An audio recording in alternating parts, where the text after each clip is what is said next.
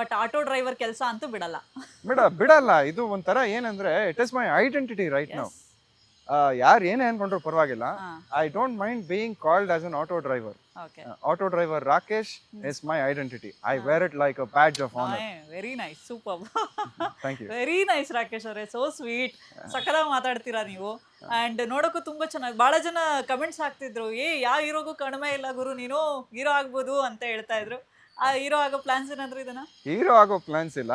ಏನಾದ್ರೂ ಒಂದ್ ಸ್ವಲ್ಪ ಸಣ್ಣ ಪುಟ್ಟ ರೋಲ್ ಸಿಕ್ಕಿದ್ರೆ ಆ ರೋಲ್ ಇಂದ ಸೊಸೈಟಿ ಕೆಲವು ಮೆಸೇಜ್ಗಳು ಕೊಡೋದಾದ್ರೆ ಓಕೆ. ಕಾರ್ಪೊರೇಟ್ ಬಿಟ್ಬಿಟ್ಟು ಇವನ್ ಆಕ್ಟಿಂಗ್ ಪರ್ಸ್ಯೂಡ್ ಮಾಡ್ದ, he was able to pursue a career in acting ಅಂದ್ರೆ it will go as a social message.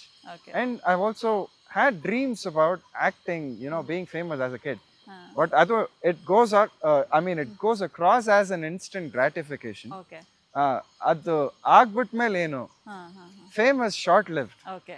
I know my fame right now, it went up on a steep scale. ಹೌದು.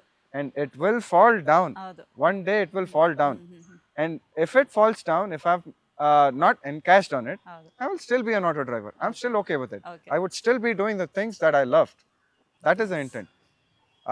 ಈ ಫೇಮಲ್ಲಿ ಏನಾದ್ರು ಒಂಚೂರು encash ಆಗಿ ಈ brand ಅದು ಇದು ಏನಾದ್ರು ಬಂದು ಎಂಡೋರ್ಸ್ ಮಾಡಿದ್ರೆ ಇನ್ ಮೈ ವೇ, ಇವಾಗ ನಾನು ಹೇಳ್ತಿದ್ದೀನಿ, ನಾನು ದುಡ್ಡು ಕೊಡ್ತೀನಿ, ಹಿಂಗೆ ಹೇಳ್ಬೇಕು, ನೀನು ಇದೇ ಮಾಡಬೇಕು ಅಂದರೆ I don't want such brands. ಯಾವ್ದಾದ್ರು ಬ್ರ್ಯಾಂಡ್ ಬಂದು ಆನೆಸ್ಟ್ ರಿವ್ಯೂ ಕೊಡಪ್ಪ ಅಂದರೆ ಆನೆಸ್ಟ್ ರಿವ್ಯೂ ಕೊಡ್ತೀನಿ. ಇಲ್ವಾ, ಐ ಆಮ್ ಫೈನ್.